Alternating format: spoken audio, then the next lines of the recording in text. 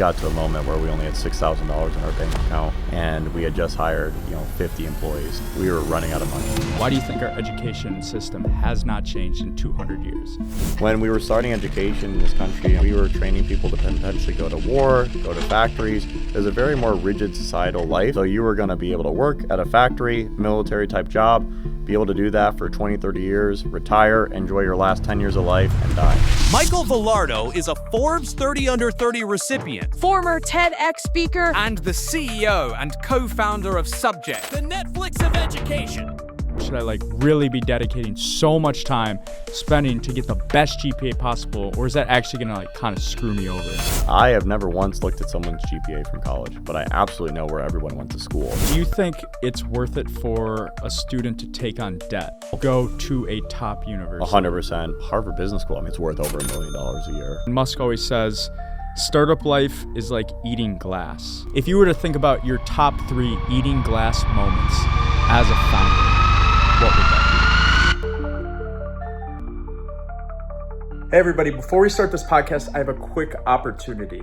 Whoever comments a question and gets the most likes, that question I will ask next week's guest. But the catch is you have no idea who the guest is. So be wise, ask a creative question, and enjoy the episode. All right, Mike, well, welcome to Gross Potential. We had some time catching up, and I know, so we've been talking a little bit back and forth this past week, and I got your schedule.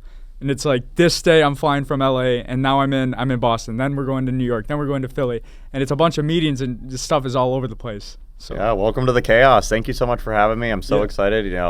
Long-time listener, first-time caller, so I'm very honored to be on the pod today. So how are you feeling right now with all I'm this pumped. chaos? I thrive under chaos. I think that's one of the things I love the most about entrepreneurship is that it reminds me a lot, and we mentioned a little bit off camera, of the sports journey and being able to thrive under that chaos, the pressure, the messiness.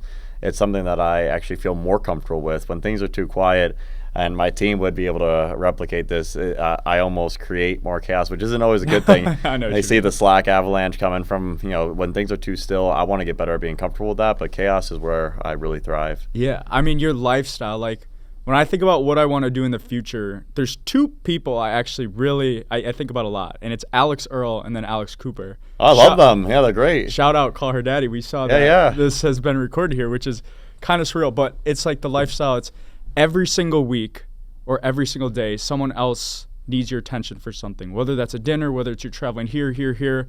And it seems like a lot of fun, but I'm also sure it puts stress on maybe relationships, yourself. It's definitely harder to work out.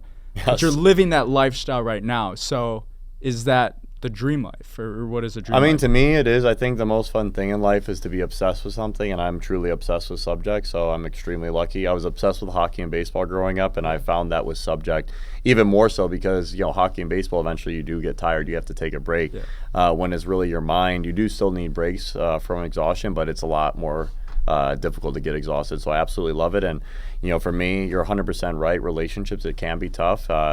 Don't have a huge social life, but that's been my choice. I had a huge social life in my 20s, and it was a blast, but now I'm in my 30s, and it's all about building Subject and building a legacy for my family. And my wife works at Subject, so we spend all day together anyway. So it's a blast. And my best friends are at Subject now, which a lot of people are like, work life, that could be really messy. But think about when you were growing up, your best friends were on your baseball team because you have that shared experience together. You have the trials and tribulations together. Subject, I have the trials and tribulations with these teammates. They know me better than anyone, so it's really special, and I'm really lucky to work there. Do you think you'd go back, because you mentioned you had a social life in your 20s, if you could rewind the clock, do you think that you'd live the lifestyle you're living right now in your 30s in your 20s? I'm extremely happy with my life so far, so don't have a ton of regret. I have regret around my hockey career, and that's about it. And so that was actually teenage years. In terms of my 20s, I found my wife early in my 20s, and that's the most important decision you make in your entire life. And so it might have been harder to make if I was founding a company at that point. And so really lucky to have her. But ever since we've really settled in our relationship and got engaged, I actually got engaged. It was, one day after starting Subject? So it was very coinciding. And so when you have that commitment to your best friend and the person you're going to spend the most time in your life with, building a company becomes a lot easier and really exciting. Leading up to it, I had to make some mistakes. And also, I had very limited business experience. when I was in my 20s because I played sports my whole life. I didn't really have many internships. I thought I was going to play pro in hockey or baseball. And so until I was 22, I had not given up that dream. And so whereas a lot of, especially if you go to a great school like you did at WashU or some of these Ivy League schools, usually when you're 22, you have 2 or 3 years of great internships under your belt. I did not have that. And so I was very novice and behind in my business career. So I think it was actually really important to go work at some companies, make a lot of great friends, make some networking opportunities. And I actually wouldn't advise pure entrepreneurship right out of undergrad.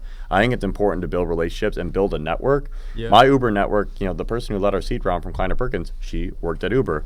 I've had at least 20 people from Uber invest in Subject. This opportunity that I have with Subject is largely because of my experience at Uber. I worked there about 3 years. I'm so indebted to that company. They helped me so much. And so if I would have just went straight founder mode, would not have that opportunity. I love how my natural evolution took place, and I have the rest of my life to be a founder CEO now. Wait, so can you break that down? Because I just had someone on the podcast, and he was ex-Google. Yeah. And one of my questions was, every single kid in this world wants your job. Yeah. And you left it. He's like, oh, you're painting me as like the killer of dreams. Yeah. But like Uber's the same way. Like people love to be in there. People love to be in BCG, McKinsey, Goldman. Oh, they love those. I think I love Goldman, yeah. They soon to find out that maybe it's not as beautiful and romanticized as I thought it was. But what is your experience? And we'll dive into your college story because you have a very unique one. But like coming out of college, you went right into Uber. Like walk me through that. So coming out of college, basically I ended up going to Purdue for a graduate transfer year. This was before the transfer portal, so I think it was unique. I was able to navigate my circumstance, get an Ivy League degree, and then get to play 1 year in the Big Ten, try to go pro. Failed, did not get drafted. Yeah. But I actually could have been a redshirt senior and went back to Purdue and finished my MBA. So in the summer, I took an internship in Silicon Valley, working remote. I was in Chicago at the time, but with a Stanford GSB startup called Dispatcher Inc. We were the Uber for trucking. Incredible founders. AJ Balance, he's now the chief product officer at Grindr, and Kevin Stump, he's the CTO at Tecton, co-founder. They just sold for undisclosed amount, but I would guess over $1 billion to Databricks. Incredible leaders, and those are my mentors. Networking, meeting people. It's all about meeting people. Learn in your 20s, earn in your 30s. I'm really lucky to have that experience. So I had an internship with them, and it went so well, and I was loving it. Like, wow, I don't know if I'm going to go pro because I'm just not playing that well. I really struggled in the Big Ten, higher level competition. Yeah. And these guys are really brilliant. I could learn a lot from them, and I don't want to pass this opportunity up to come back, be a redshirt senior, probably not get drafted, and have a lot of regret missing out on this opportunity. So I didn't do my second year at Purdue. I worked with Dispatcher, and they did a seed round from a fund called Harrison Metal. Michael Deering was the partner, $2 million investment.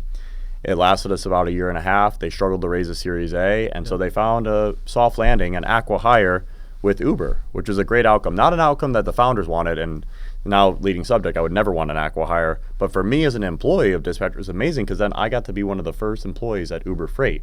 So it was like almost a startup within Uber with all this incredible backing, really safe environment because they had all this capital. Travis Kalanick and Emil Michael, the best fundraisers, arguably in the history of the Valley, incredible entrepreneurs. I was able to go join Uber Freight, have that Uber brand behind me, and spend 3 years of my life at Uber meeting such talented, hardworking people. I had the best experience, but it did go public in 2019, and I love startups, always have, love running Subject now. I did not want to stay at a public company, so it was the perfect transition for me to go to business school. And so I personally would not advise people to work at public companies if they want to learn about startups. They're incredible for having a safe job and making a lot of money, which is really important and potentially a better path for most people. But if you want to learn how to found a business, you got to join the fastest growing business possible. So what principles do you learn in joining a startup in the fastest growing business possible that you don't learn in a public company? I think the ability to make mistakes. There's a lot less bureaucracy and going as fast as possible. Everyone makes mistakes, and I encourage my team, feel comfortable to make mistakes. Just don't make the same mistake twice. Learn from those mistakes. And so the opportunities that I got at Uber, and even more so to your point at Dispatcher, the startup, at Dispatcher, I was reporting directly to the CEO. He was an incredible leader, and I was 22 years old at the time. That was such a special opportunity to be able to learn from him. He's still one of my best friends. He lives less than a mile from me in West Hollywood currently. Really? He's an incredible guy, incredible mentor, and he's helped me so much in my career. I think in your 20s, it's all about building your network and learning. And so being able to have someone like that in my corner the rest of my career, that paid incredible dividends. And I also got to see firsthand what made him so successful. Whereas you go work in a big corporation, you might not get the chance to make as many mistakes, and your highly likelihood of reporting into a C-level executive is about zero. Right. So the two people that you said that were kind of your mentors. Yeah. You said one of them, undisclosed, probably sold over $1 billion. So yeah, they raised over $100 million from Sequoia, Kleiner Perkins and Andreessen Horowitz. It's called Tecton. It's a machine learning engineering startup. It's undisclosed. What they just sold to Databricks. It was publicly announced last week. Yeah. And so I'm sure it was a great exit because he's an incredible founder. So and they all went to Uber with me at first, but then once their lockup was over, they left right away. And so then another one's chief product officer at Grindr, publicly traded company. He's doing incredible work there. So inspiring. And so like those are two people I have in my corner the rest of my career. So what skills, like what have you learned from having those people as mentors? What specifically comes to mind? They're like, that guy is a different breed. This is why this guy's so successful. I would say the over communication, like over document everything, like the communication skills that I've learned from them and the way we're able to send information even to the most junior level of people, such incredible simplification skills. And that's something that really smart people do. They make really difficult things sound really, really easy and simple. Using big words is not impressive. Yeah. Don't try to use big words. Facts. Make things simple, over communicate, and document everything. I mean, this was early days. This was 2015, 2016. They were already using all these remote platforms like Skype at the time. Now, obviously, it sounds foreign. And, working on really documenting everything so we could really understand and have an artifact to go back to as an organization. We really try to do that deeply at Subject now with Notion and Slack. I always try to move everything to asynchronous communication, and something I really learned heavily from AJ and Kevin. AJ balances the... Like an SOP is what you're saying. SOP, but also just anytime you have an idea even. I even push, my colleagues I'm with right now, like anytime you have an idea, immediately write it down. Write it down in your iNotes, write it down in Slack, write down everything. Everything needs to be documented. If it's not documented, it doesn't exist. Get it in the Google Calendar right away too. Okay, you're saying because you potentially would forget that. Forget, and then also helps you memorialize your thoughts more. And writing is so important, and that's another reason why we're such big believers in content. Writing on LinkedIn, for instance, it helps more memorialize your thoughts. It makes you be able to process your thoughts much more efficiently when you have to write something publicly. Yeah. When you have to write a written memo, and Jeff Bezos is huge on that too. The Amazon memo is very, very famous. Every meeting he required the person leading the meeting to be able to write a memo and disseminate it across the entire org. This is something very similar that AJ and Kevin really instilled in me, and like have everything with agenda written down, documentation. So important. Written communication is so key. Asynchronous communication speeds up organizations. Okay. On the topic of Subject, I saw something interesting. Like your branding statement is the Netflix of education. And so I'll tell you why that it kind of like sparked an idea in my head after I get your opinion on this. But what's the strategy behind having that as your branding statement, the Netflix of education? Oh, and this is a great opportunity. So one, to retro that together and then even announce our new one, because we did just launch a new one. It was like a couple weeks ago. So I'm excited to be able to bring this full story here. So Netflix of education is really meaningful because one, I do, and I suggest this, I just advised the founder last week about this. In the early days of startup, you have to use analogies. It just makes things so much easier and helps people understand what you're doing. Video-based courses for credit, that's pretty agnostic. What are you really doing? Netflix of education, like, oh, wow, Netflix, that's one of the top 15 market cap companies in the entire world right now. This business could get really big. Oh, maybe I should be interested in it. But it's also because the passion. We started this company in the peak of COVID, October 8th, 2020. I was getting my MBA at the time at UCLA, 2019. I was thrown into Zoom University. Were you in Zoom University? I hate Zoom University. Were you at WashU when you were in high school? I was still in high school. What were you taking? What did you take? Any curriculum?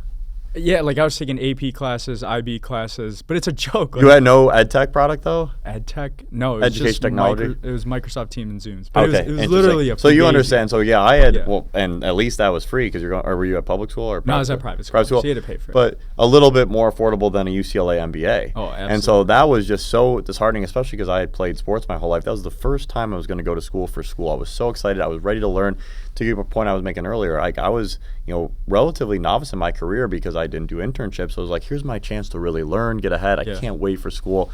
The first 3 quarters were amazing. Then COVID hits, and obviously I know other people went through way harder times than I did, and I wish them all the best. But what happened during COVID with school and the biggest waste of time and money in my entire life, infuriating, pissed me off, made me angry. But what did we turn to? And we were in California at the time, extreme lockdown, couldn't even go outside and eat at a restaurant. You turn to Netflix and TikTok. You do 6-7 hours of Zoom lectures, everyone's blacked out screens, slacking each other the answers, nobody's learning anything. Terrible experience. Tiger King, Last Dance. All these incredible shows. The Tiger King, Last Dance every Sunday. The next 2 episodes of Michael Jordan are dropping. Like, whoa, I can't wait. And all week, Colin Cowherd, Skip and Shannon, they're all debating these stories that we already know because they're from the 90s. But that's how unifying content is. Content is king. And so that was the inspiration for Subject. We're like, hey, why is school so horrible right now and content is amazing? How can we make school feel more like Netflix? How can we make it feel like you're watching your favorite Netflix documentary, you're watching The Last Dance, and you're getting actual high school or middle school credit for it? That was our original vision and mission, and it still lives to this day, Netflix education. But we just graduated to now where storytelling meets superintelligence. The storytelling is the Netflix base, and that's what we really started with, the video-based courses for credit. But now with our subject AI, that's more the superintelligence, the data that connects storytelling with personalized experiences for our students, for our teachers. And so, but Netflix education was really important as a startup to get our feet off the ground and really get us those first 4.5 years of momentum. Now we're really graduating to more of a scale up, and we're really excited about it. So the COVID thing was an absolute joke. Like, you didn't learn a single thing. It really sucked. And I felt for kids who were actually in college. Luckily, I was still in high school. But like, if I wasted a college year doing that, because colleges were way more strict with I would be fuming. Like, very imagine that. angry. You never get those years back. Especially if I'm going to grad school my main purpose is networking. 100%. It's all networking. It's all in person. Exactly. Like it's, I'm there to get a job. I was there to get my career better. And I thought that it just really set me back. But I always try to say, you win or you learn. And so definitely wasn't winning, but I learned a lot, and I used that as fuel and motivation to build a company that might be the best thing that ever happened to me. So I'm extremely lucky, and I turned a negative into a positive. I really try to always do that. But like for our education system, like I was looking through some of your shorts. I did some research. It's been 200 years, and our education system has never changed. But you being in this industry now, and you kind of knowing the ins and outs, why do you think our education system has not changed in 200 years?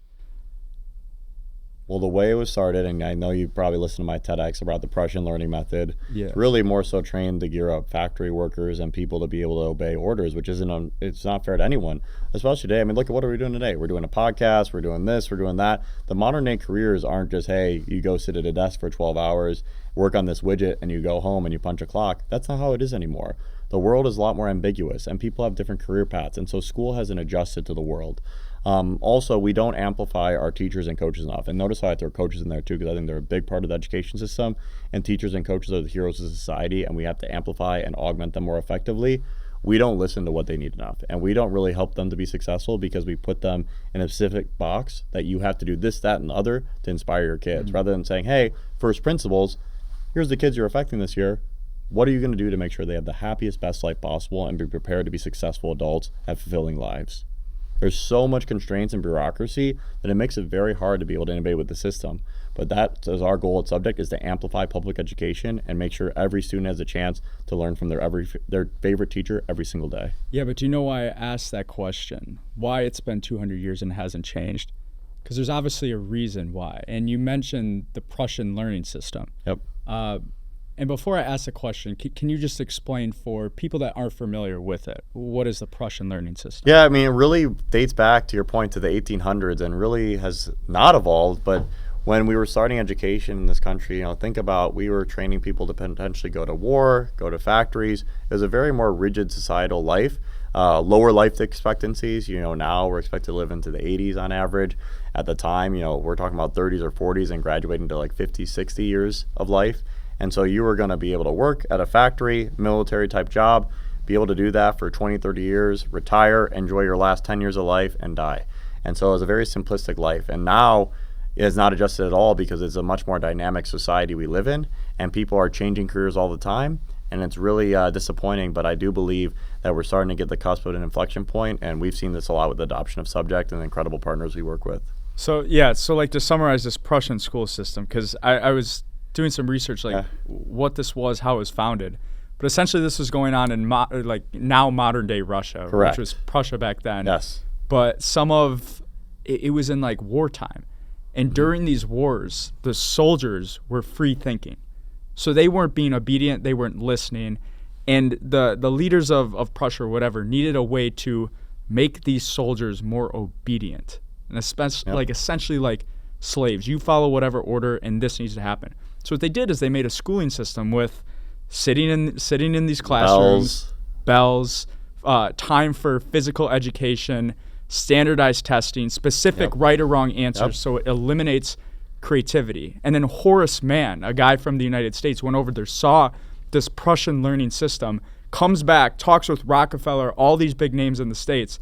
It's like, this is what we need because we need factory workers. Yep, factory workers. And so that's how this system Yep. got, like, it's literally created so people don't freely think and they're obedient, they clock in and clock out, which is kind of terrifying when you start to think about it. But you're fighting, in my opinion, like, Subject, I'm trying to figure out who you're fighting, because if you're going against that system and trying to change that and enabling people to be more free thinkers and less just obedient right or wrong answer, don't you think you're at a disadvantage? Because who controls that? It's elites. It's the people that you want to say the deep state or whatever you want to say, like, that's the people who want this education system. So you're up against a big enemy. It's tough. I think for us, though, we're really fighting for the 99%ers. And of course, by the way, every student deserves an incredible education. Even if you come from the most privileged background, you deserve a great education. Everyone deserves the best life possible. But we're really fighting for the kids who don't have the means. You know, we like to say our mission is to enable any student from any zip code to have an incredible learning experience.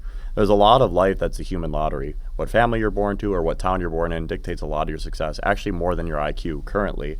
And so we're really doing, and we've seen this a lot with our partners, is really trying to amplify public education, because so many people don't have the chance to go to private school or have a chance to have a one-on-one tutor. And one-on-one tutoring currently is the most impactful journey in a student's youth and upbringing.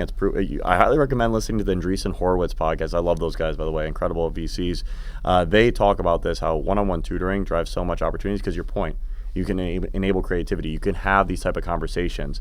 It's very hard when it's a sage on the stage model. You have one teacher, 30 kids. Right. You do need the obedience because it's such a challenging job and you're overworked, you're underpaid. And so our whole goal here is to help these teachers augment their time and give them one-on-one time with students so they could truly inspire and drive more creativity. With Subject, and this is something really important, now every school has one-to-one device. Because of COVID, a lot of schools now are required by law to be able to provide a laptop or Chromebook for their students. Yeah. And so that means that these students can engage with Subject and have that be their core curriculum, while a teacher can become that one-on-one tutor and provide that one-on-one tutoring experience that typically affluent families only can afford. Now in the school, they can provide that experience with one-on-one magical moments, emotional connection, driving creativity. So important. EQ over IQ every day. So if we were to break this down, Prussia, what they want, the Prussian learning system, what they want is they want soldiers. The United States learning system, what they want is workers. Subject, what do they want? I don't want to be too fluffy and cheesy for you, so I promise this from the heart, but we really want every student to be as fulfilled as possible. And so there's different answers for everybody. Some people want to be a billionaire. Great, go pursue your dream. Some people want to go work a public city job, maybe be a firefighter, be a police officer. Those are incredible dreams. Some people want to go work in investment banking consulting. You should maximize your own potential to the fullest and do what gives you fulfillment. And that's the problem, to your point, with the education system. So many people don't understand what they want to do till they're 30, 40, 50 years old. Education's for that. Why does it take you working all these different jobs and having a midlife crisis to say, oh, I wish I would have studied that in college. It's too late for me now. I'm giving up. I'm just going to do what I can. I got to provide for my family now. Education is supposed to help you identify what you love to do and something you can make money off of so you can provide for your family. And so Subject's goal is to maximize your career opportunities for every learner, depending what zip code you're on. Not at all. It's regardless of zip code, we can deliver an incredible learning opportunity and allow for you to identify what your career path is as early as possible. And so the way I look at it, to elaborate on it, is my advice would be go to a top 200 U.S. news college if you can. I think that's an incredible path. So I'm a huge believer in higher education. But if you can't, career technical education and community college, which are incredible options as well. I'm a community college grad, and I'm super proud of it. I'm a Henry County College. Go Fighting Scots. You should be maximizing your career opportunity. That's what education is for. So what is your college story? Because Mike's gone to 7 different colleges. Yeah. So. I've done a little bit of a tour. So, I think it starts in high school. I went to 2 high schools, Cary Grove High School and Pioneer High School. Cary Grove is in Cary, Illinois. It's right near you, Illinois-Wisconsin border town, Chicago suburb. And then Pioneer High School is in Ann Arbor, Michigan, right across from the Big House. Incredible. I'm the biggest Michigan fan. Didn't get to go there. That's where I wanted to go. Never offered me for hockey, baseball, or the NBA, but would have loved NBA. it. NBA, Masters in Business. Yeah. You said NBA. Yeah, NBA. So that was a big miss there, but go blue. Big Michigan fan. I committed to Ohio State, which is quite the opposite direction there, but I committed to Ohio State as my first college decision. I was a sophomore in high school. At the time, I had 2 offers. Yale offered me, that was my first college offer ever for hockey, and then Ohio State. And my dad told me at the time, and by the way, I love my dad. He's my biggest hero.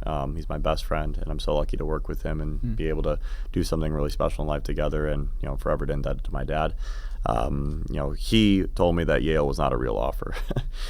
We come from a very gritty family, and education was not a huge focus of ours. And I don't think it was a malicious piece at all. Just, my dad and mom went to Illinois State. They've had very solid lives. They were not big believers in higher education. Yeah. And so he told me Yale was not a real offer, whereas Ohio State, that's Big Ten. What does that mean, not a real offer? He's saying that it's not an opportunity to go pro. Oh, so you're solely focused. Solely focused on going NHL or MLB. That's 100% my dream. Since the minute I was competent enough to know what sports were till when I turned 22, it was all about MLB or NHL. Okay. And so we wanted to go to the NHL. And I was a decent player back in the day. Committed to Ohio State, ended up making this USA Under-18 team. That's why I moved to Ann Arbor, Michigan. Yeah. Incredible experience, learned a lot, but I got really burnt out. I was the worst player on the team. I gave up too early, and that's my biggest regret in my life still, too. It's a 2-year program. I only did 1 year there. I left near the end of the first year, which is a huge mistake, and I'll never forget the regret and pain, but it really motivates me to really maximize my opportunity as CEO at Subject and never take this opportunity for granted. So I'm really lucky in that aspect. Ended up coming back to Cary for my senior year of high school, and this is largely because it was easier. I could play D1 baseball and go to my home high school, or I could go live away from home and play D1 hockey, because you usually do have to move away from home for hockey. Right. End up committing to University of Richmond for baseball. And keep in mind, I had offers from Penn, Yale, Cornell, Brown.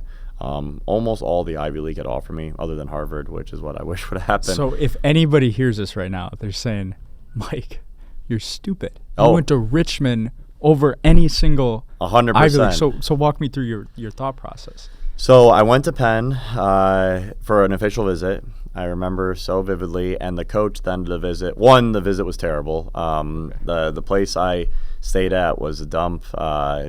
It's college baseball, guys. I'm sure you can imagine. And no harm, no foul on them, but it was not a nice place. Very dirty. I was like, oh, this is grimy. Yeah, I'm like, and I'm a senior in high school, and then I was expecting to, be shown a good time, maybe go out. We go to just a movie, hang out. They took me to a movie. What's wrong with these I was kids? like, this sounds terrible. This is what I'm going to be doing, and and plus I'd been grinding, playing sports my whole life, and Cary's a great town to grow up. I'm so lucky to grow up there, but not the most exciting place. My college is my time to have fun. I'm going to have so much fun in college, and Penn, this sounds pretty terrible.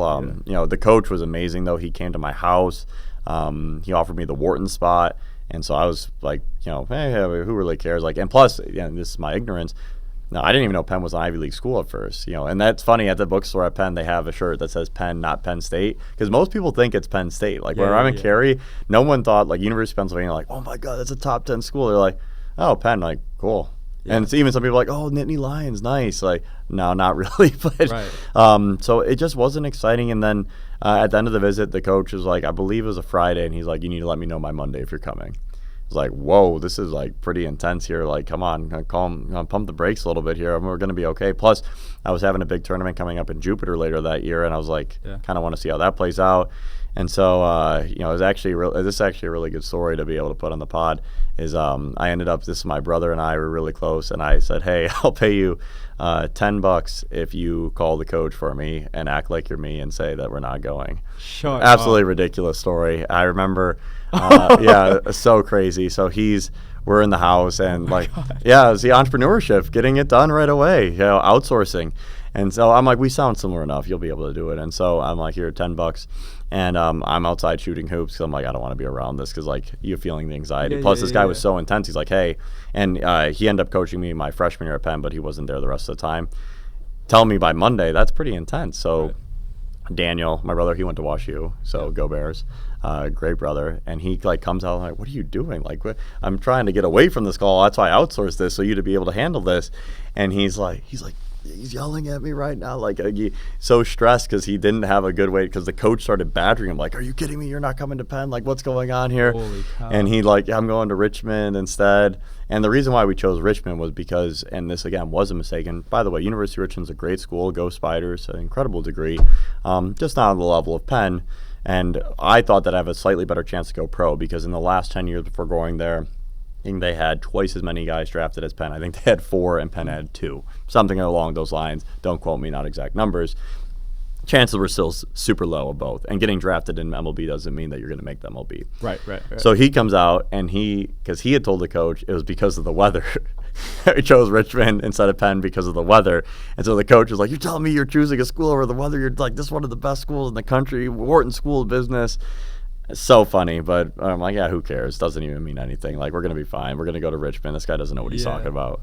Did the coach find out ever? No, he's never found out. Holy cow. Yeah. So I've never heard that straight before. But True outsourcing. It takes me back to those days when you're like, you are talking with a coach. It's so nerve-wracking at that age. You're so young. Build a good relationship with them. Like, they treat you here, and then you have your offers, and you got to give the coach a call, and you're like, coach, like, I'm sorry, but it's brutal. It is what it is. Okay, so you faded Penn, but you go to Richmond. I go to Richmond, and by the way, senior year, you commit. I had the best year of my life. I was the Illinois State Hockey Player of the Year. I was the runner-up State Baseball Player of the Year. I was first-team All-State shortstop, 15 home runs.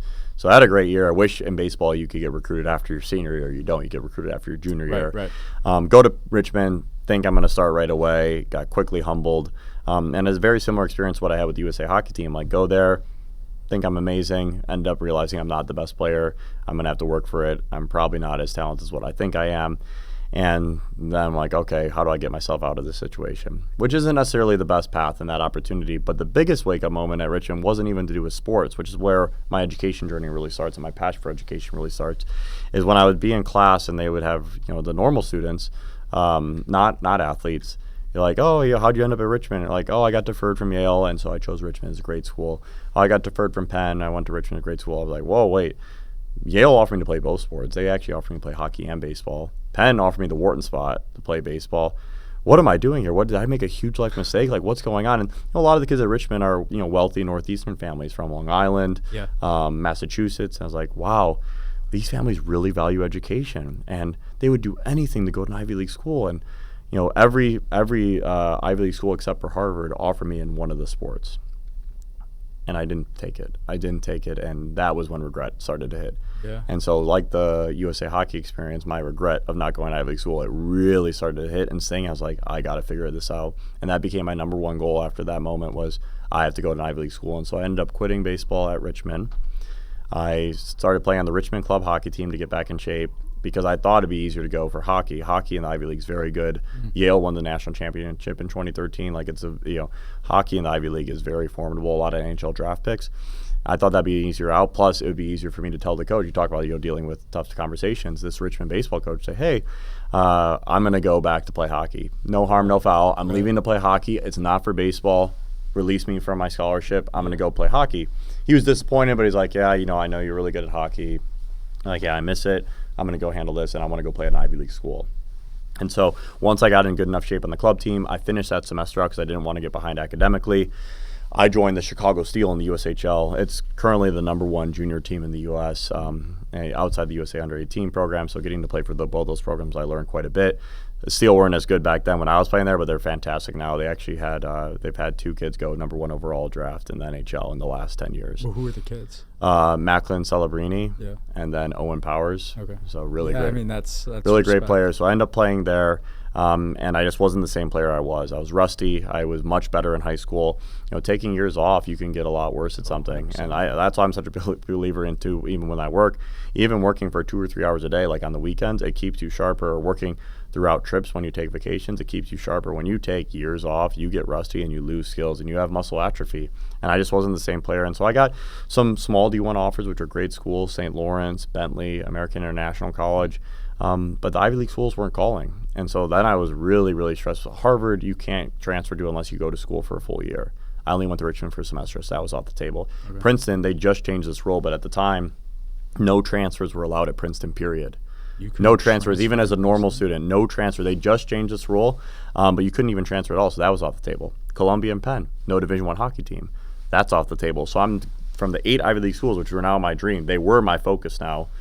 I only had 4 options, and I wasn't the same player I was. And so basically, while I was at the Seal, while I was going to junior college, only taking 6 credits at the time at Harper College, I emailed 4 schools as a last hurrah shot because I was really starting to be stressed. Like, wow, I could have went to Wharton, I could have went to Yale, And now I'm at community college. Like, what is going on? I might have ruined my life. And like that type of permanence really hit me.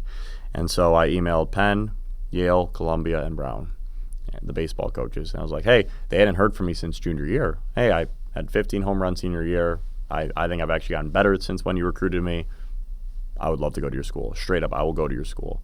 And so literally that day, Yale, they did not get back to me. They were really upset with how things went because they really pursued me hard. I wish that would have worked out, but hey, all worked out well. Columbia asked for video, so I was working on getting some updated video for them.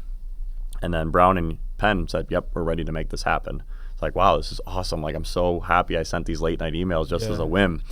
And so I got on a call with Penn, same coach, the guy that talked to my brother, and obviously thank him so much because he changed my life and he gave me the opportunity.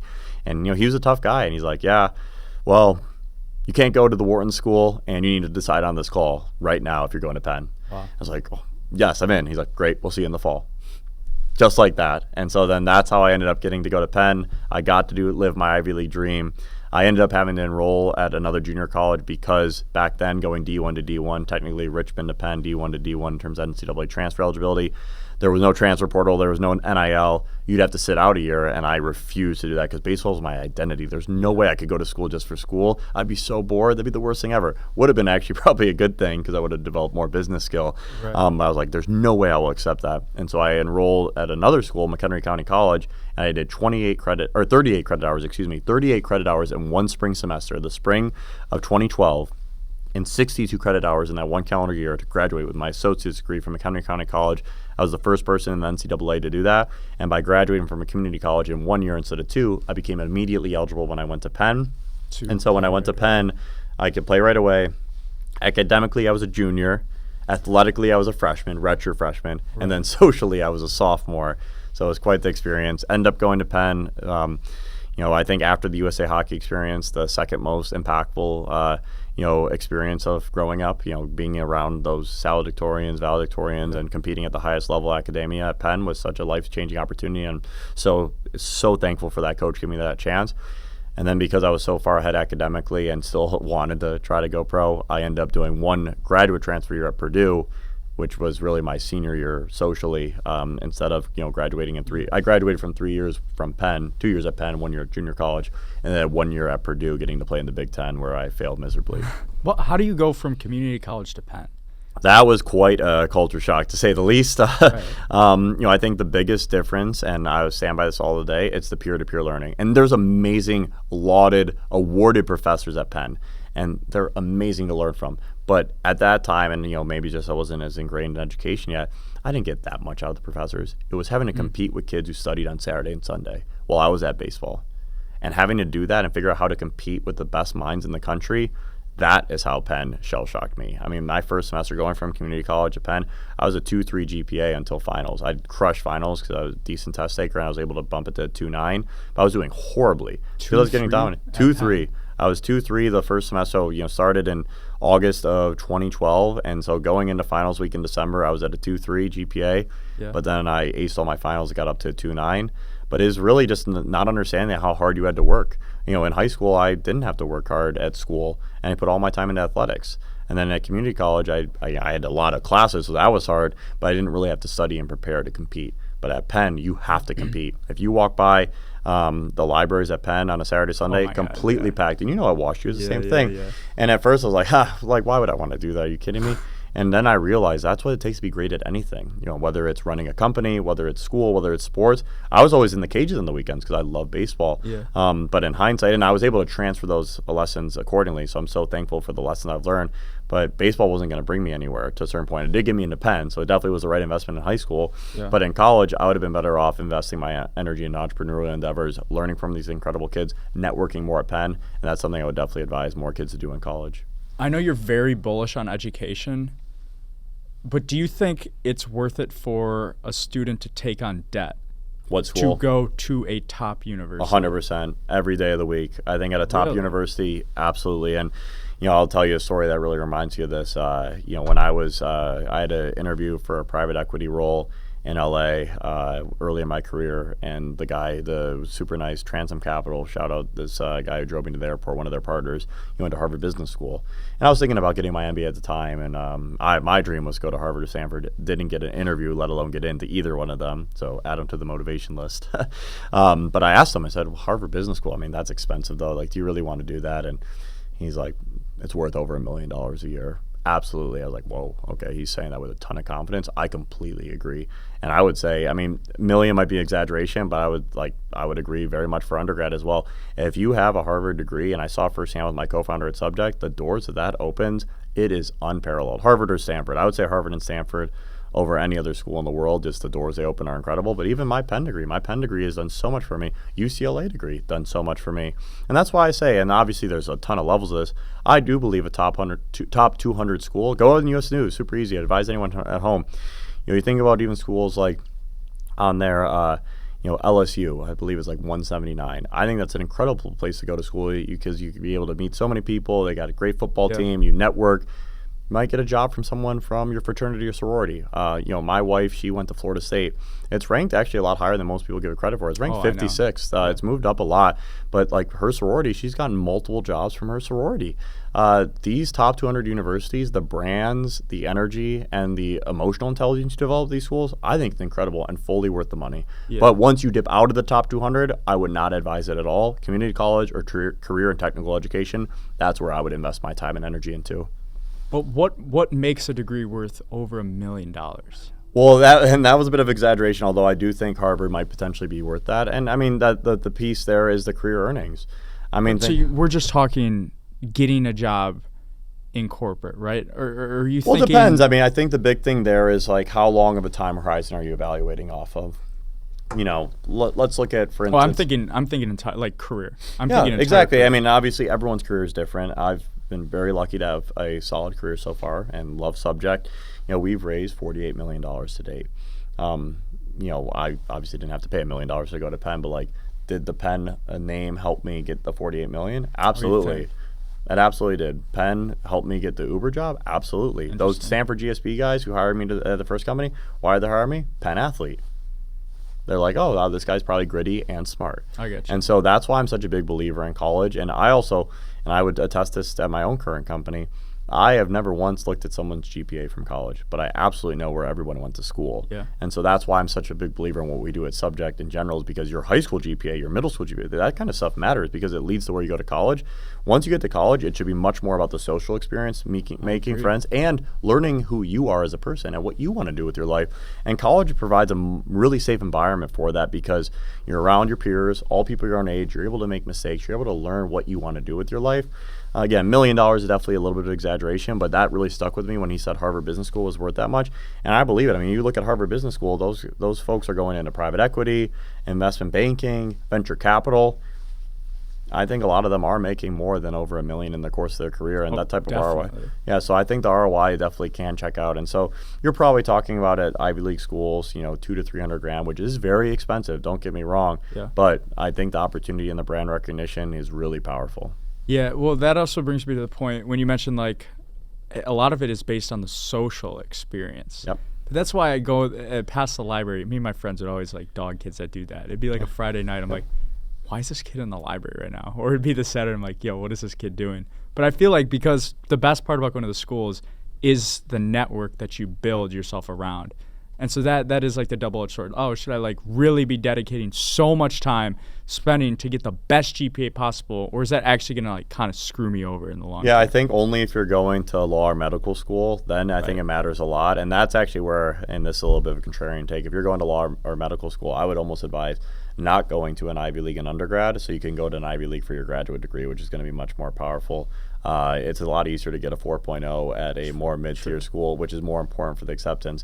I know there'll be someone in the comments here who doesn't agree with that. I'm more so saying if your goal is to go, for law school to Yale Law School, it's #1 school, you do need to get a 3.8 GPA or higher. It is very hard to do that at Penn. Yeah. I did not do that, and that's part of the reason why I gave up the law school dream. I really wanted to go to law school. Midterm through it, my GPA wasn't high enough. But no, I really think, when we talk about that, that fraternity and sororities or any type of it's gold. It's gold. or extracurricular clubs, like whatever it may be, being able to find something you put all your energy into and make real friendship. Because again, what is it? The trials and tribulations. Yeah. You're not going to become friends with someone just randomly, in the same class with them. It's going to be in an extracurricular with them. We think to the folks that we hired who are incredible hires, they were both at TEDx Grand Canyon. Yeah. They became really good friends at TEDx Grand Canyon through that experience. Would they have became as close of friends just hanging out on campus? Most likely not. It's trials and tribulations that brings people together. Frats and sororities, incredible. I didn't do one, and that I wish I would have. I think it's an incredible opportunity. I had the baseball team, which was kind of its own environment, and that also taught me a lot. But I think that getting involved in campus is everything, and finding out what you're passionate about. People try to dog you if you want to go into you have to pay for friends. That's a good ROI though. I talked about this earlier. Like that's a great ROI. I was that person, by the way. I was that person. Yeah, because I didn't understand it. I remember even when I met my wife, again, she went to Florida State. What a different college experience than me. She had the best experience of all time. I'm so envious. And I used to be like, why are you so into this and all this stuff? Because I was just so contrarian, and I'm still very contrarian.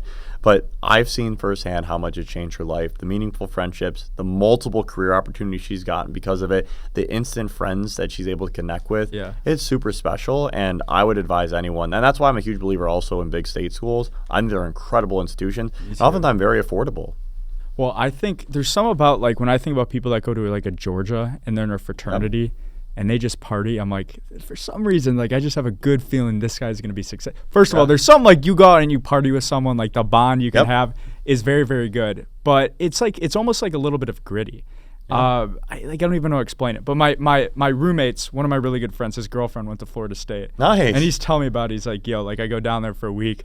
Monday we're going to this bar. Tuesday it's this bar. Wednesday it's a whole different It's not experience. real life. It's not real life, but I can't wait to go back to a game, especially now that they're doing good again. They beat Alabama. Oh, I know. Go Noles. Yeah, I had a friend at that game. All right, so going on to starting up business life, CEO life.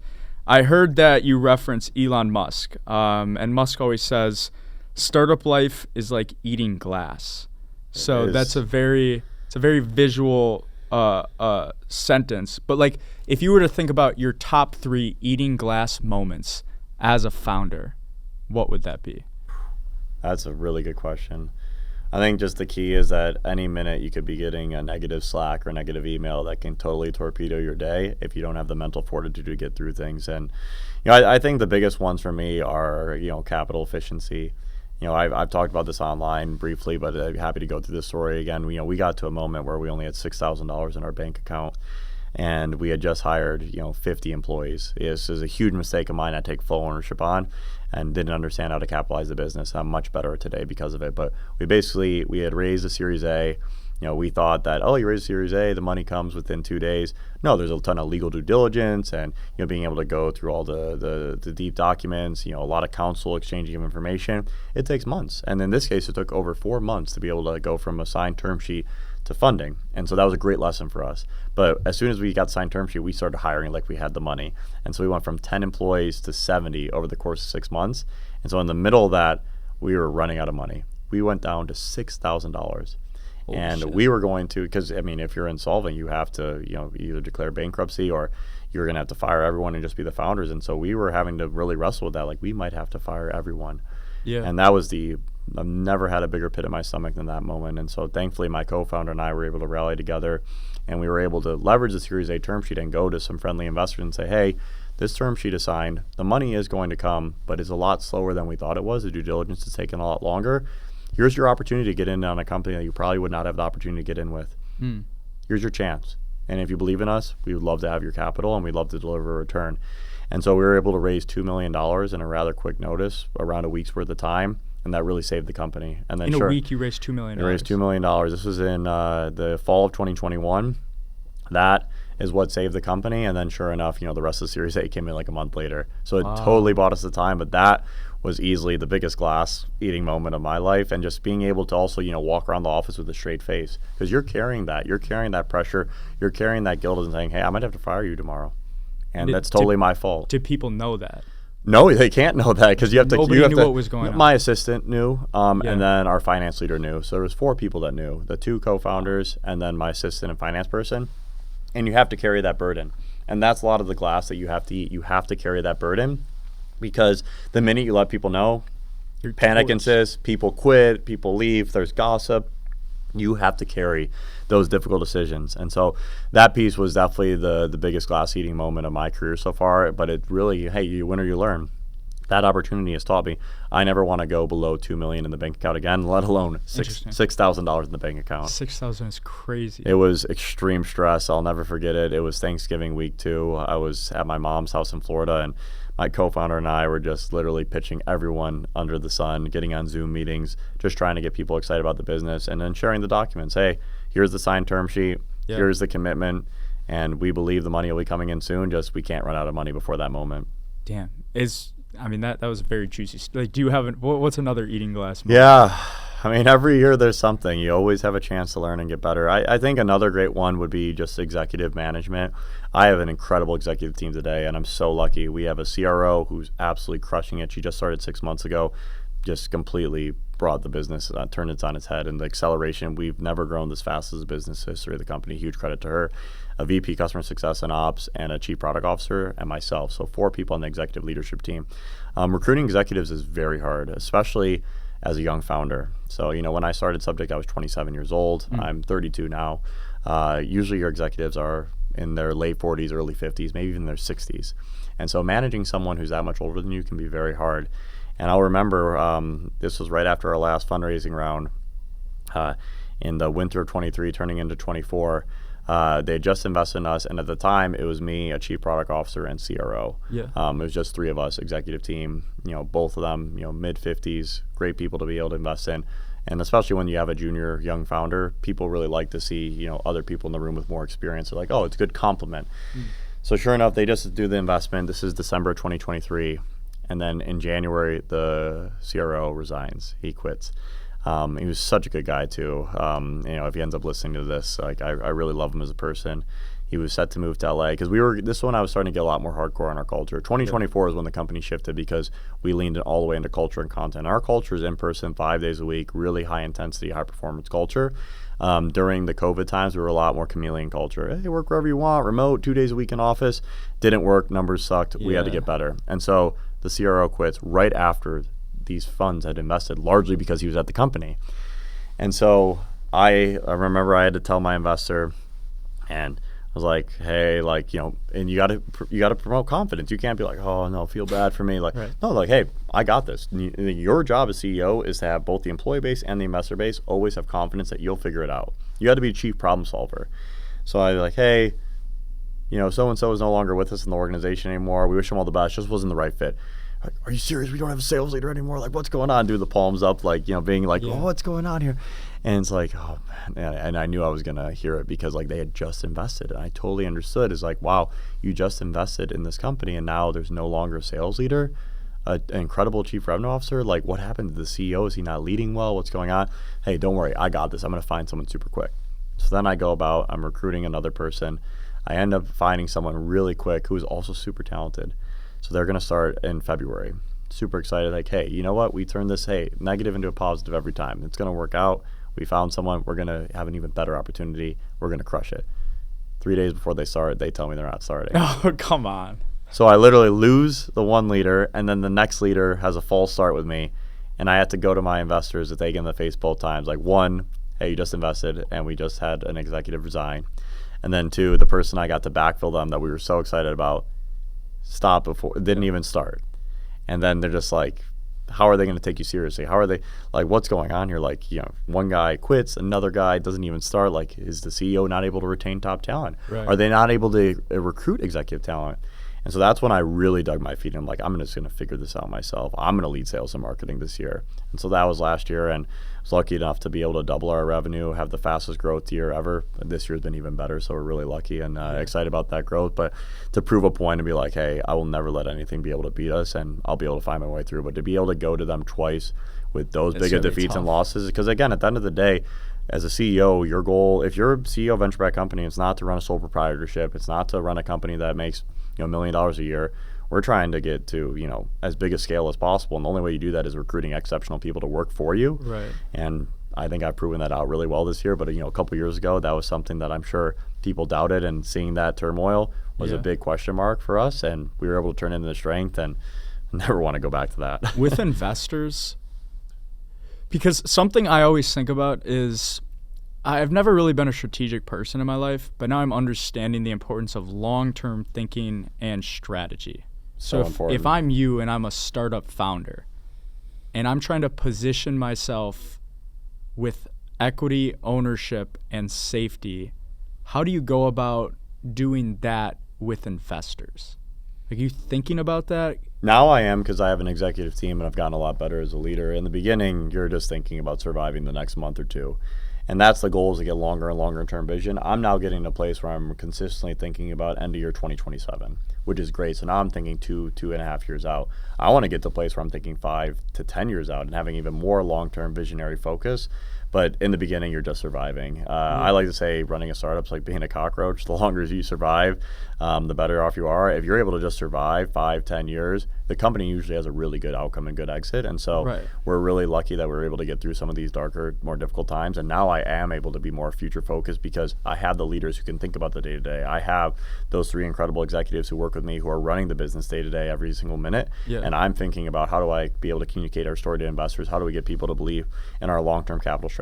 How can we get people to believe we could build a public company one day? That's really exciting to me, and having a long-term vision around that. No, but I'm saying about choosing your board wisely, or protecting yourself, or playing the game. 100%. Currently, we still have board control, so we haven't had to go through that process yet. So currently, we have a 3-person board. 2 of us are the co-founders of Subject, and 1 is our incredible chairman, Torrey Patterson et al., one of the best investors in the Valley, leads the largest edtech fund. Unbelievable guy. Love working with him.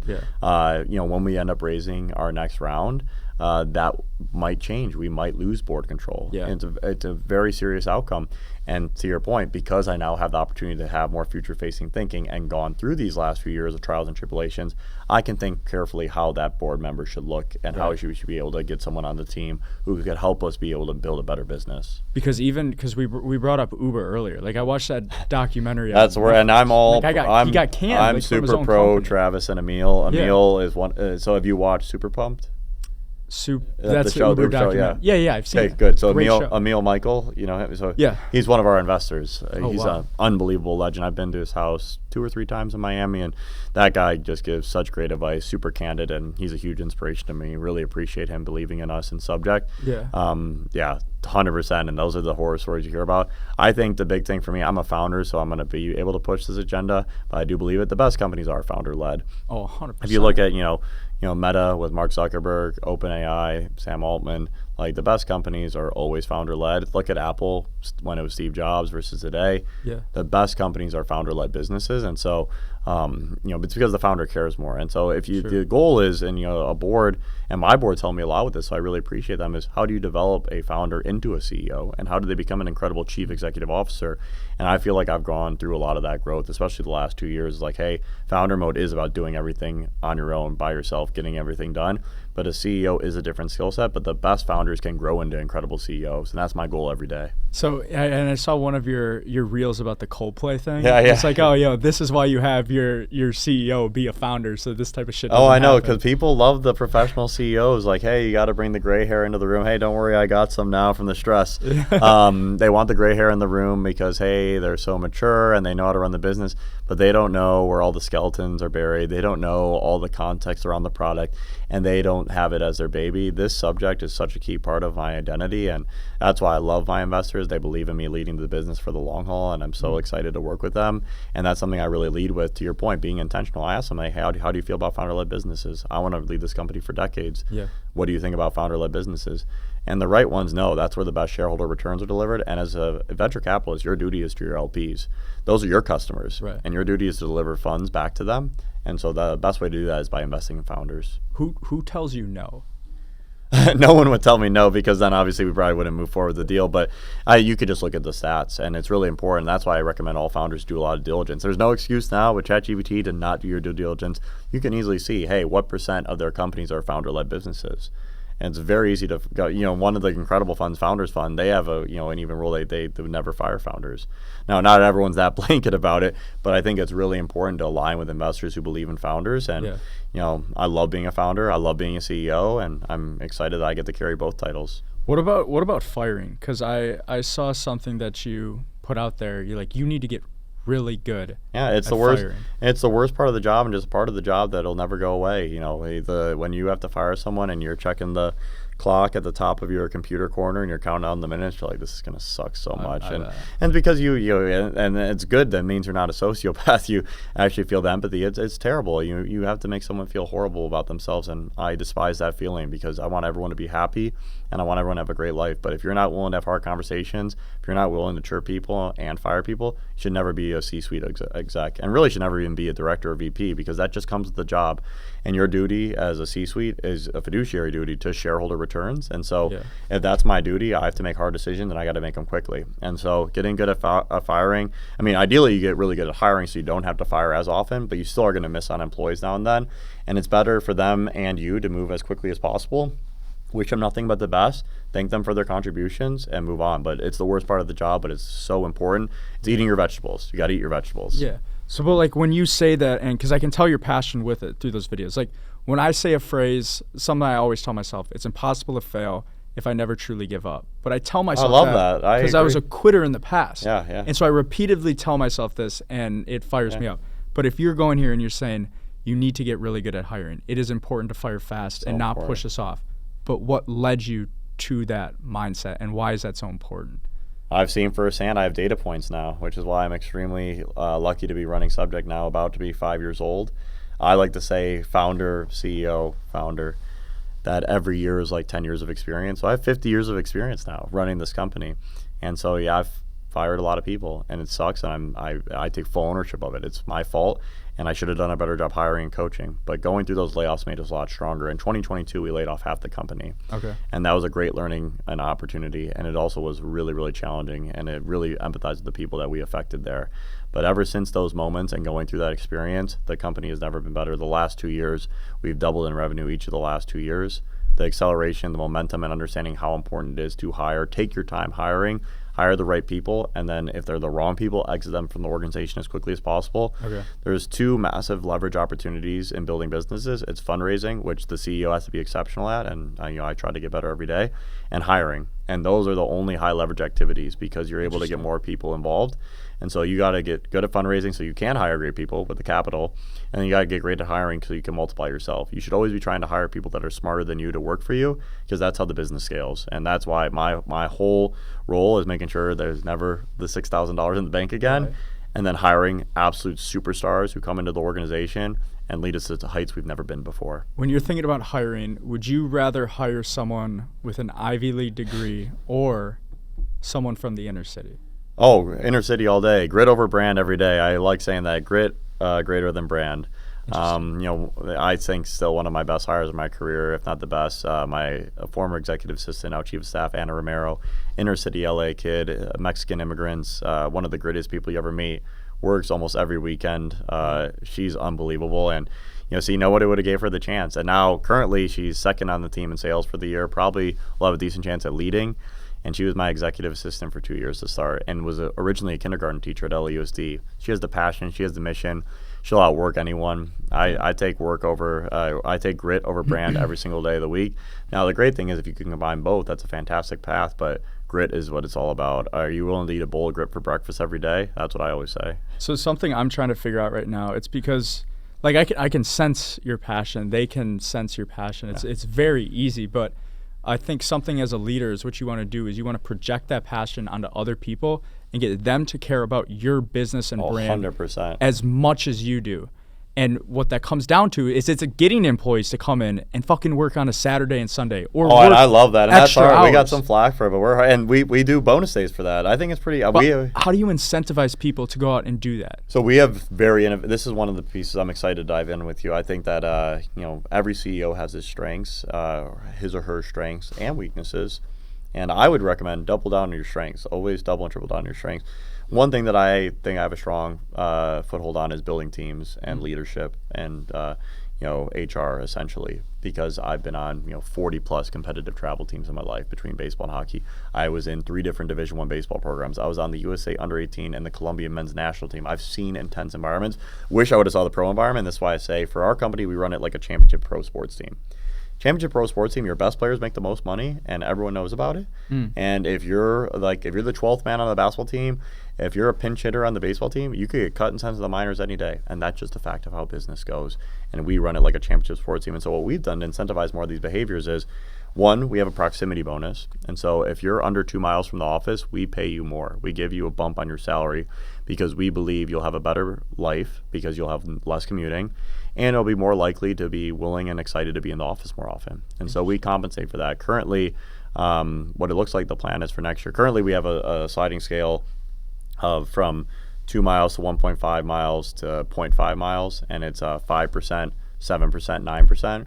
And then next year, we'll actually just make it a little bit cleaner, but we'll be doing, if you're 1.5 miles or less from the office, you get a 10% bump in your salary. 10%? 10% bump. Holy cow. And so we're really proud of that. We incentivize the behaviors. We lead with money and being able to showcase that. And I think it's important. Subject's out the best of both worlds. We have a chance to be able to impact so many students. That's the mission, and it's so important. You have to be education obsessed. That's our number one value. But we also lead with you have a chance to make generational wealth for your family, which is so important. You tell your employees that. 100%. We have to be honest about that, hey, money's important. Money's important. Now, do I think everyone needs to want to chase being a billionaire? Absolutely not. But I think, money doesn't buy happiness, but it does de-risk a lot of unhappiness. Absolutely. And so having a chance to make money for your family is so important. And so then the second thing around incentivizing behaviors is, and we're going to do a different strategy this year, same thing, but a derivative. Currently, we'd have bonus days. If you work on a Saturday or Sunday, if you hit a certain amount of days on the year, you'll get either a 10% or a 25% bump on your commission for the year. And so that's what you're eligible for with bonus days. Now, next year, we're changing it to make it a little bit more enticing for less commission employees. So we're actually pretty radical, too. Our engineers have variable comp, which is very rare in the Valley. All of our roles have variable comp because we want them aligned to the goal, and it's around our company hero metrics. But it's still less than what a sales rep would have because there's so heavy variable comp. So what we're doing next year is anybody who comes in on a Saturday, Sunday, and works a certain hours, that they would get paid $300 additional bonus for any day they come in. Okay. So we really try to align, and comp drives all behaviors. Compensation drives behaviors. We try to align the incentives with the goals of the business and be extremely transparent about it. Okay. And be super unapologetic about it because we think that's actually more authentic and people trust you and like what you stand for a lot more when you do that. Do you think it's possible, though, to get people to have your buy-in and passion and come and work on a Saturday and Sunday if the comp isn't there? Because maybe you're really starting up or you're just a woman. Do you think that there? Well, ideally, you provide equity in that opportunity, and so early days you got to really equity. And then again, the mission is very important, and I think that's what's so exciting. We just launched Softs in Austin, Texas. Incredible city, by the way. Can't wait to move there. Yeah. There's a lot of tech business there, cybersecurity, B2B SaaS. We're selling a product to help schools be happier and better and help students. That's a mission that's so exciting to get behind, and it's a lot easier to stand out. And so, of course, comp is so important. But if comp is pretty similar between two companies, the mission is what's going to lead out. And so we like to lead with, hey, great mission, great compensation. Okay, gotcha. Yeah, I just asked those questions for I have a very small team right now, but I don't have the capital to be saying, yo, I'll give you a 10% bump and this and that. Well, I think there's little things you could do, showing you care about people. True. I think that's really important. And I think treating them to things, bring them to a nice dinner, bring them to a sporting event, show them that you care about them as human beings. If they have kids, ask about their kids. If they have pets, ask about their pets. Really being able to understand what makes a person motivated and excited. True. Just like we're trying to do with students. Understand what makes that person as fulfilled as possible and aligning the incentives towards that fulfillment. What's your stance on PTO?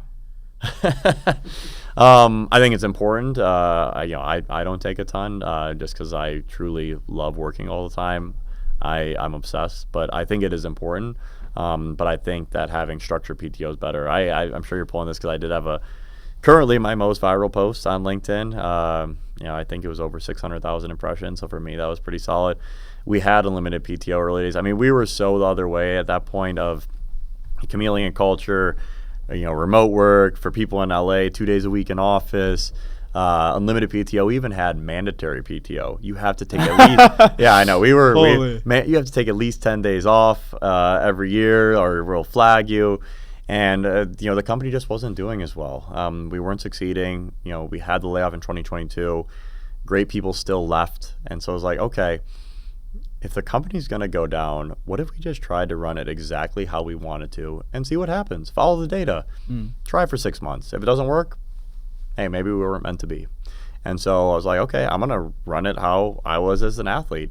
I mean, I was in the cages every single day because I loved hitting. I didn't like fielding as much, but I loved hitting. I could go to the cages every single day. And actually, I was upset when I didn't go because I loved it so much and I loved the feeling of getting better. So we're like, we're going to incentivize people living close to the office. We're going to incentivize people working on the weekends. We're going to do, just like sports, championship sports team, off-season and in-season. We shut down the entire office for 2.5 weeks in December, January, because we can't sell to schools when a winter break, so we align it to the off-season. Quarter 4, it's a slower quarter for us. October, November, December, a lot of holidays. Take your trips then. A lot of vacation opportunity then.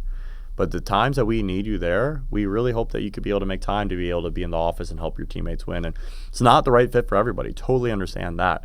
It's an intense culture and it demands a lot out of people. And if you value work-life balance and the opportunity to have more freedom, it's not a good place for you. And there's nothing wrong with that. But it's important to be a magnet. You want to repel the people that you don't want in your organization, but you want to attract the people that you do want. We're unapologetically ourselves, and we're really lucky to be where we are today. And the company's never been better. I'm curious why that wasn't the culture from the start. Because you mentioned, now I'm going to run it the way I wanted to. Trying to basically just learn from Twitter. Yes, learn from how Twitter's run. But I'm more so like everyone, especially in the tech world. Are you on Twitter, by the way? I don't know. It's very big for tech. It's huge for tech. Every VC is on Twitter.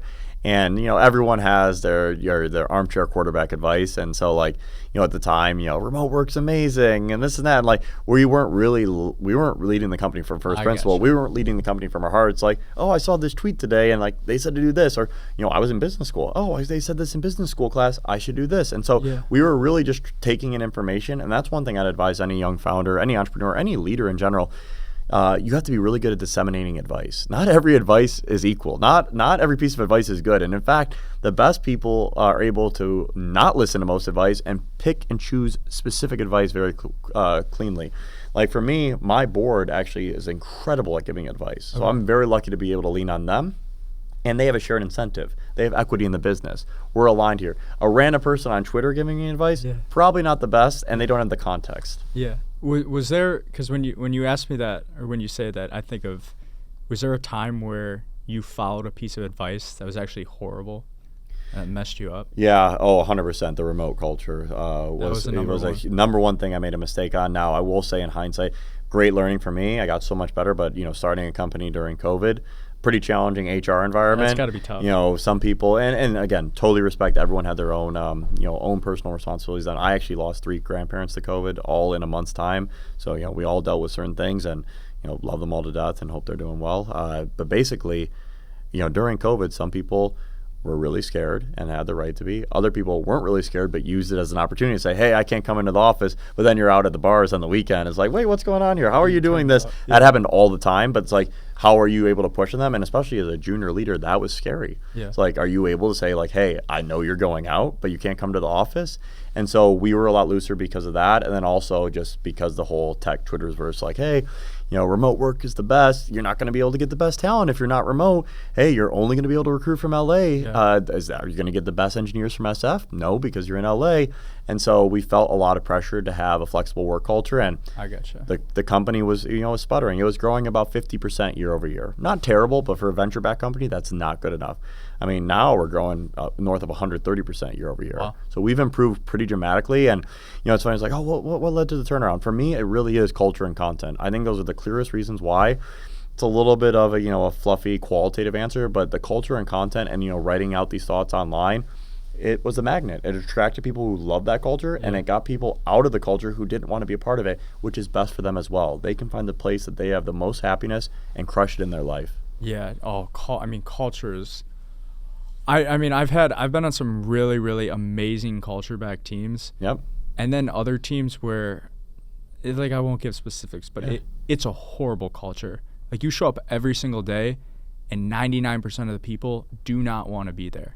Yeah, And do you it's want to go out with them torture. after work? Do you want to go out with them after practice? That's a good test of a good culture. And so I say, like, if employees at your company are becoming friends outside of the work, you're doing a great job building a culture. And I've had people in each other's weddings now, go on Europe trips together. I take so much pride in that. When I hear like people are hanging outside of work, I'm like, yes, that's a great culture. Yeah, I'm sure that makes you happy as a CEO. Yeah, it makes me so happy. I just want people to have the best life possible, and I'm really lucky to have great teammates work with me. What about Forbes 30 under 30?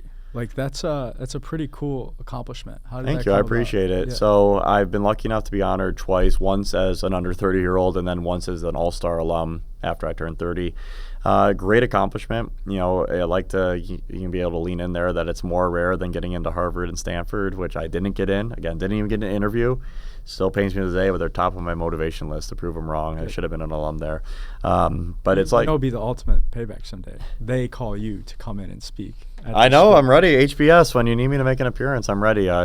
Such a fan of that school, and it's so iconic. But basically, Forbes 30 30, it's submitted by investors, peers, thought leaders, and they have a really intense scrutinous review process of who gets submitted. And it's only a few people in each category each year. And of course, people love to hate on it, but usually those things are because out of jealousy and envy. And, my co-founder and I were chosen, when we were in our late 20s, and it was really, really special. And, to be able to be seen in such a reputable opportunity, it's a great sample of approval. And, at the end of the day, isn't that life is about memories and relationships. I want to make it clear. It's about meaningful pieces. But in terms of resume building, it's about proving your value in as few words as possible. Yeah. That's why going to Harvard or Stanford is so powerful. Forbes 30 is a very low word count to show the immediacy that, you must be at least decently accomplished in your life. And so that's what we're really excited about. And I'm excited for when that becomes no longer my top tier accomplishment. And hopefully that happens in the next few years. Well, that is going to be my hook for this video. Didn't like Forbes 30 Yeah, under 30 yeah, CEO, no, because thank you. it's a great hook. It's awesome, and it's actually something like, I recently updated my vision board, but my first vision board, it had You have a lot of time to do it. You could do it. Magazine. Yeah. I mean, I photoshopped my face on it. It was like Forbes. I love it. Let's make it happen. I think you totally could do it. I was. I used to always see those people when I was at Uber, and see them like, God, that'd be so cool. But like, I'm just like, in this operations manager role, how is that going to happen? And then I started a couple companies, none venture backed. I was like, oh, I actually really like this, and I actually can build. And then when we started Subject, I knew this was the idea that was going to take us there. And so it was really, really exciting. And, we were actually a pretty big focal point of the announced class. And that's why I think I was able to be an all-star alum a few years later as well. And, there's so much more to the journey ahead of us, but we really were able to raise from great investors. That got us a lot of visibility, and that was really what led to Forbes 30 under 30. What happened on those other businesses? Like, when I think about the businesses that I've failed in the past, I took one specific tangible thing from each failure. If I were to ask that same question to you, what do you think you took away from each failure?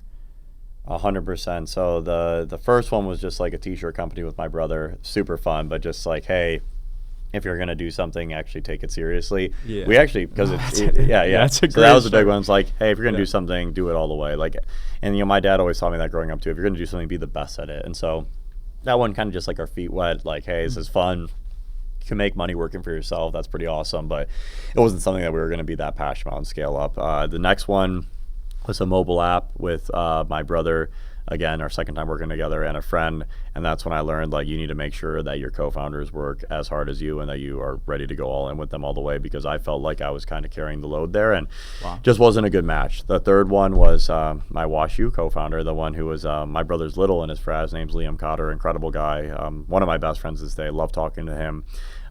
He worked maniacally, and we loved it. And that was when I really understood what a great co-founder relationship looks like. Yeah. We would be texting each other all day. It's like almost like you're dating, like texting all day. Like, we found humor and excitement on anything, and even like we were just like building short-term rental properties, but like we'd be up all night building the property, and it was so much fun. We were in that flow state of mind. We'd go out, celebrate after. Like, it was special. I loved it with him, but He was in St. Louis. I was in Chicago. That was the big lesson there. Never, ever start a company with someone who's not in the same city as you. Ever. Really? Do not do it. I'm like, and I will say, I'm interested to see if, and I jab him a little bit about this. Sometimes I don't think he's fully intellectually honest about it. But like, if he would have moved to Chicago, I would have quit Uber and we would have done that full time. I think we could have done something special together. But he had the investment banking job to come to New York after WashU. Yeah. He didn't want to give that up. Totally understand. He's had a great career in finance. But I think we could have done something special together. But live in the same city. So that was a big one there. The next one was very similar to that business, but I did it more as a solo founderhood because of the experience I had with Liam, and I wanted to make sure that I was able to, find people in my city. Ended up adding some people after the fact, which was great because they were in LA. But that one I learned you got to do something you're passionate about. The ones that I had run earlier, including this one, this was called Nomad. It was a short-term rental, Southwest Airlines of home sharing. I loved it because I got to be an entrepreneur. I loved it because I love running my own businesses and not answering anyone. I didn't love prop tech. I didn't love real estate. I didn't love what I was doing. And so it was really more so chasing money and autonomy, which was not what I was passionate about. And so coming into that, now what do we do with Subject? I'm so passionate about education. I am so passionate about helping young people get the best path possible. So I love the problem we're trying to solve. And so that's what's made it great. I had an incredible co-founder who's one of my best friends, groomsman at my wedding, incredible guy. He has his own startup now as well. I invested in that. He still sits on our board. Great co-founder to be able to build with. And then we obviously took it extremely seriously, and we've had a lot of really great success. Damn. So your stories with the failures, the first one, you just wanted to be an entrepreneur. Yeah. The second one was the co-founder debacle. Yeah. Those two things, the first business I started was drop shipping. And yeah, nice. That's good experience learning, though. Yeah. Sure, but like I just want to do it because I'm an entrepreneur. This is cool. Yep. These past two things, and especially this podcast too, I've started to have the mindset like, I don't want to go into business with friends. Yeah. Because it can ruin a relationship. Well, 100%. So I would, if you're going to do it, you got to know what you're doing. Because I agree, and I've definitely lost some friends through Subject, and it's tough. And I definitely make sure that you understand what you're getting into. I mean, I work with my wife. That's a huge risk. That's what I'm saying. That's a huge risk. It's a huge risk, but it's our third business together. So she did Home Tech, Nomad, and this with me, and I don't think there'll be a day the rest of our life we don't work together. So we have a very special bond. We're very lucky there, but you're 100% right. I mean, even think about my relationship with Liam. It was incredible, but it did go through a rocky phase there because I wanted him to move from St. Louis and be like, let's do this. And that's the thing. Whenever you're in a relationship, usually the person who gives more ends up disappointed. Yes. And so if you work with a friend, that's why you have to make sure if you're working with a friend, they better be working as hard as you, and you never have resentment because resentment naturally builds up. And I was even advising a founder the other day who, they co-founded a company together. They're best friends, and they were going through a really difficult situation because you sometimes lose that friendship, and that's really stressful and tough. And I definitely don't take that for granted with my wife, and I'm really lucky. We love each other more every day. Yeah, I mean, you got to respect it. Like it is no easy thing. But I mean, we're coming to the end now. Mike, is there anything else that you would give a message out there for the kid? And I asked you this earlier, but it's a kid that is very ambitious, may feel a little bit stuck, needs to reinvent themselves, yearn for this bigger picture, but it's just something holding them back. What's your best piece of advice for them? I said it earlier, and I'll say it again. Be cringe. Be willing to be cringe. If you're not looking back at yourself 6 to 12 months ago and cringing, then you aren't growing fast enough. And so be cringe. Be willing to put yourself out there. Perfect is the enemy of good. Don't be someone who makes yourself feel good about yourself by listening to a ton of podcasts like this one. Hopefully you got great advice and never doing anything about it. The people who actually go out there and make things happen are going to be far more successful than the people who constantly contemplate, overthink, and just get in their own head. Be a doer, be cringe, be willing to put yourself out there. You win or you learn. You win and get it right, or you learn. You never lose. And that's the important mentality to have. Every setback, every critique is a chance to get better. And the only way you do it is be cringe. So go put yourself out there. Well said. Thank you, Mike. Thank you so much for having me. Really excited. And follow me on social. Yeah, drop them. What is it? So we are now, again, we're constantly branding ourselves better. Mike from Subject, very easy. Mike, Subject, spelled the normal way.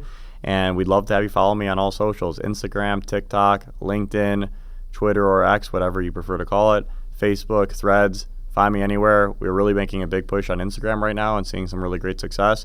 LinkedIn's my largest following, but would love to be able to follow around for our journey. And thank you so much for hosting me today. I love what you do to help people and you. really inspired by your content. Thank you. Take care, everybody.